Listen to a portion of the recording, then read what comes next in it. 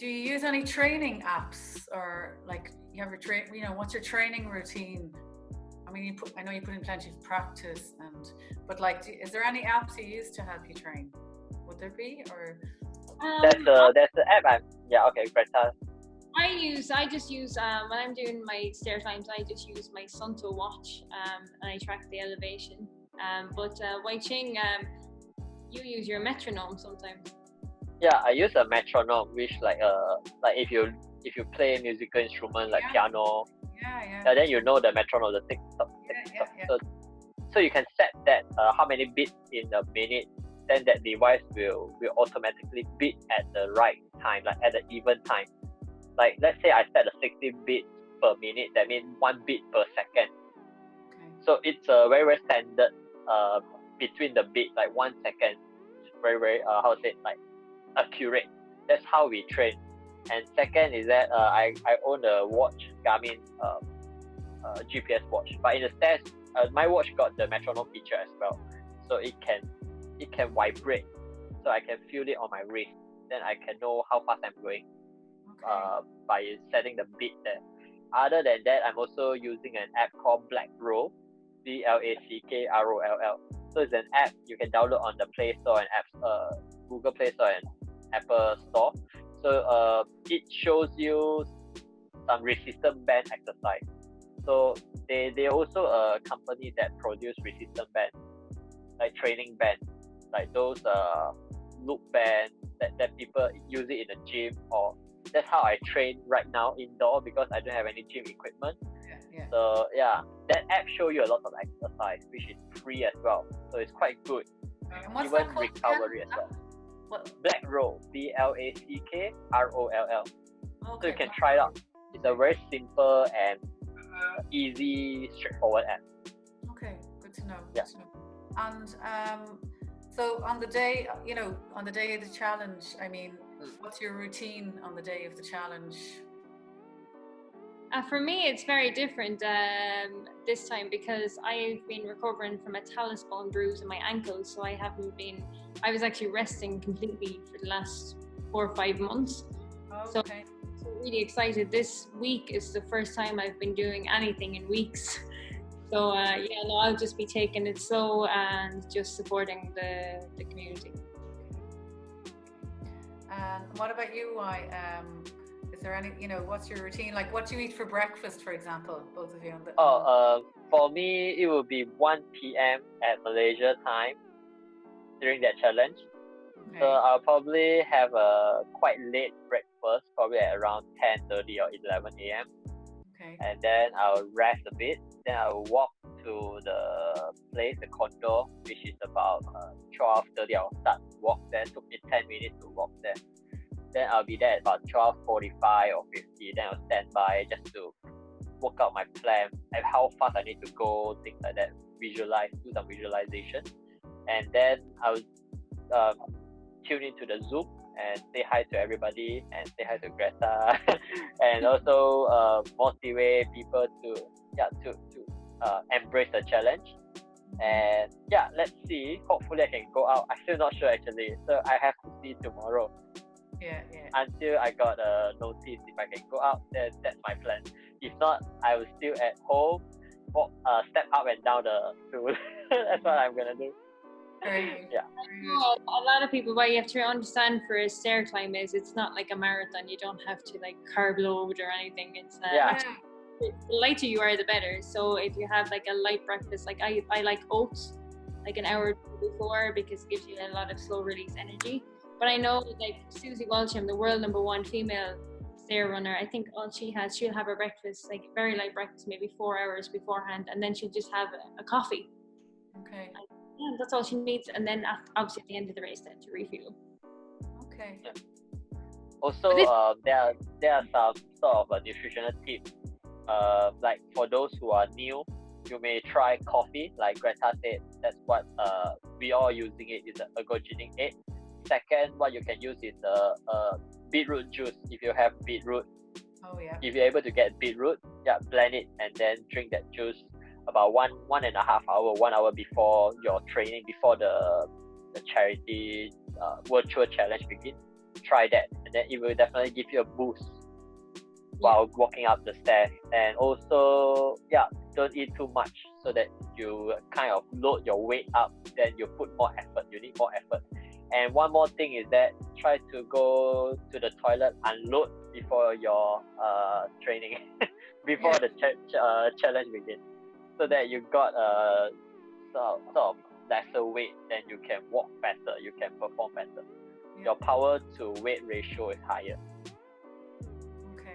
So one of the guys here in Dubai, he did the Everest challenge during the lockdown. He took 14 hours one weekend over 2 days climbing the elevation of Mount Everest on the stairs, and I know that he was fueling a lot with energy drinks. Energy drinks. Yeah, energy gel. Energy gel. Google those products. Yeah, you can Google energy gel. There are lots of products. You can even eat some muesli bar as well. Those are considered fast release. Or even chocolate. Chocolate is also good. Yeah. Sugar. Well, I guess everyone has their thing then, their go-to food and drinks for... Yeah. And do you plan to listen to music as you scale the tower? If so, what type of music would you listen to? Or playlists? In a race, I wouldn't. And a lot of the time in races, we're not allowed because you have to be kind of like, we're usually seeded off. So it's usually a time trial in most places. Sometimes it's a bunch race, but usually it's a time trial. Safety is your utmost importance in a real race. And we like to be kind of coherent of like, if someone's coming that they need to pass around you, and so you wouldn't really use music. But for this, I'm excited because I will just have rock music in my ears. Brilliant. So for me, I will be listen to.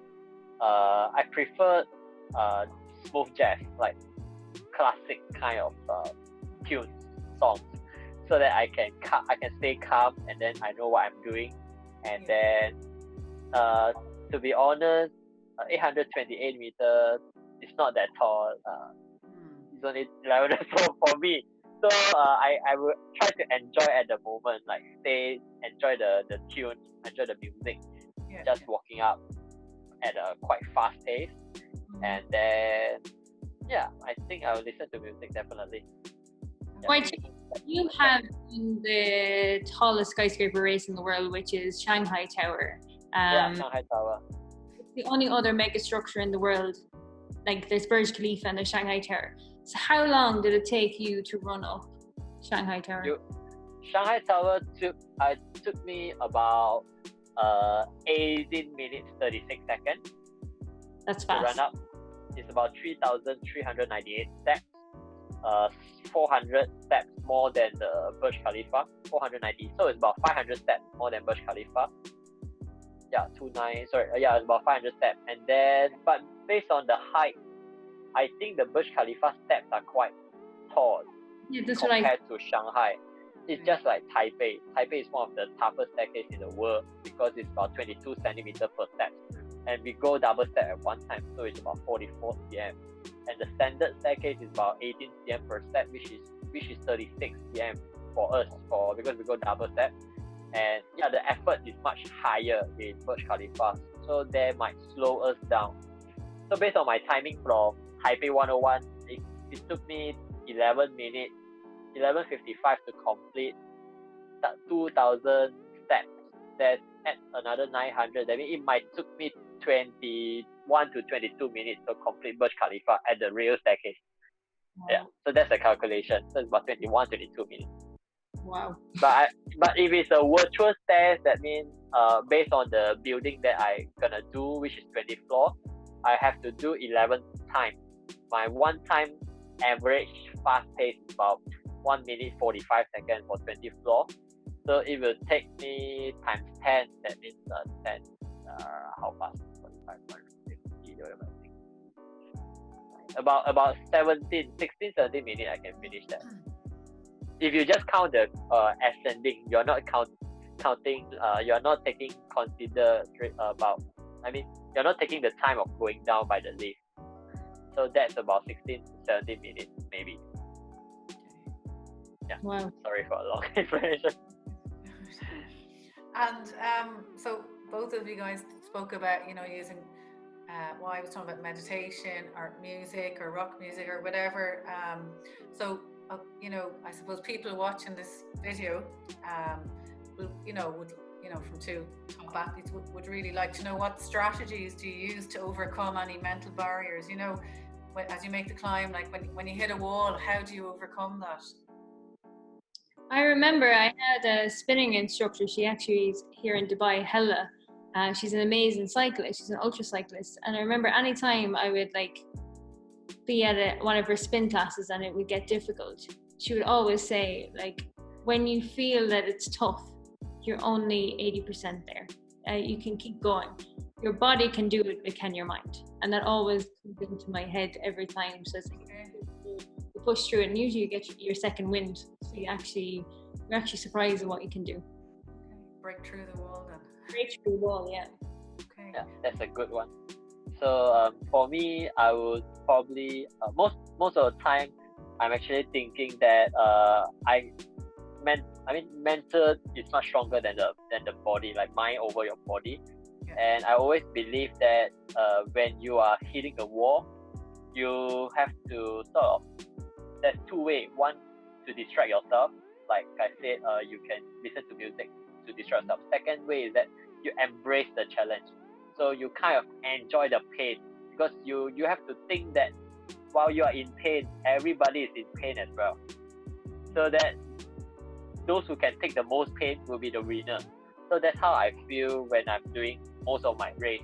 I always give my very best effort until there's one time I collapsed in the race. It's about 800 meters away. 800 meters to complete a half marathon. So in the end, I'm